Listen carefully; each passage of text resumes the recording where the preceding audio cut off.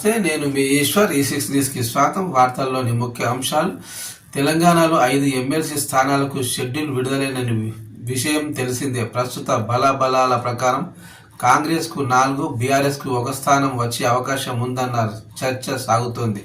అయితే 5 స్థానాలను అభ్యర్థులను దించి బీఆర్ఎస్ పార్టీని దెబ్బకొట్టాలని సీఎం రేవంత్ రెడ్డి ప్లాన్ చేశారు.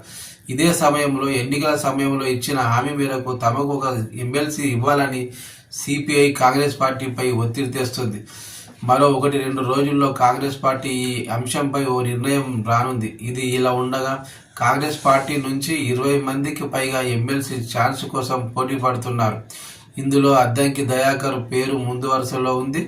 మరియు సీనియర్ నేత జగ్గారెడ్డి, జీవన్ రెడ్డి, అలంపూర్ మాజీ ఎమ్మెల్యే సంపత్ తదితరులు తమకు అవకాశం ఇవ్వాలని కోరుతున్నారు. అయితే ఎమ్మెల్యే, ఎంపీ ఎన్నికల్లో ఓడిపోయిన వారికి ఇప్పుడు ఛాన్స్ ఇవ్వకూడదని హైకమాండ్ నిబంధన పెట్టినట్టు తెలుస్తుంది. దీంతో ఈ ముగ్గురికి అవకాశం లేనట్లే అన్న ప్రచారం సాగుతుంది. మరో సీనియర్